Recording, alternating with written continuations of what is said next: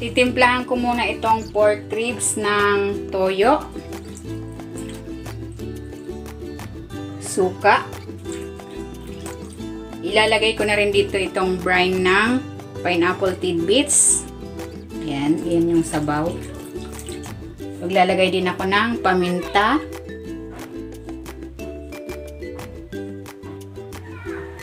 Maglalagay din ako dito ng garlic powder. Haluin natin. Ayan, while waiting, kung hindi ka pa nakapag-subscribe sa aking channel, please subscribe at i-click mo na rin ang notification bell para lagi kang updated sa aking latest recipes.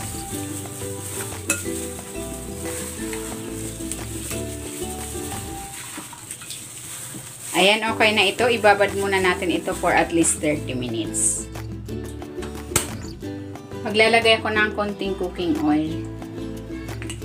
Isasangkot siya ko muna itong pork ribs. Kalahati lang muna.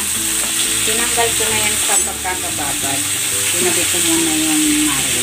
Mamaya na natin ilalagay.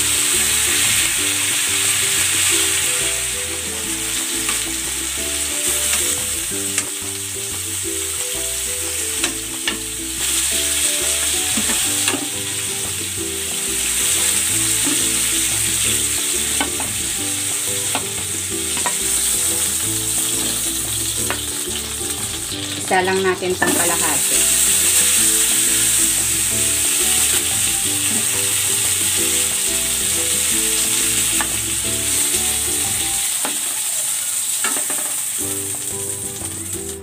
Magigisa na ako ng bawang.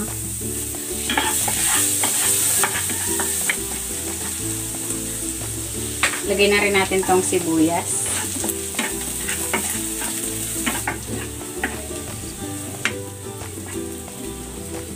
Ilalagay ko na dito yung pork.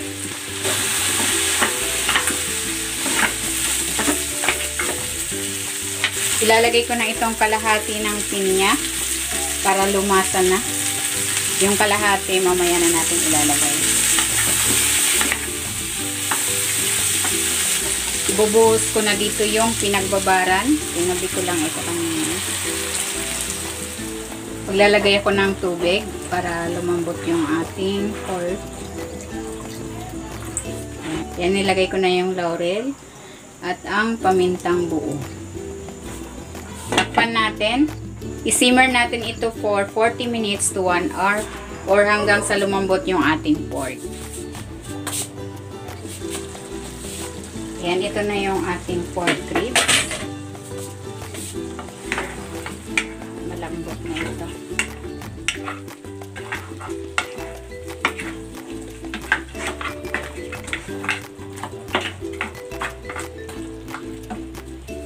Tikman natin.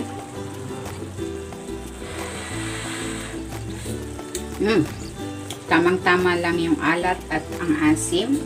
Manamis-namis dahil doon sa pinya. Masarap. Ilalagay ko na dito yung tinabi nating pineapple tidbits.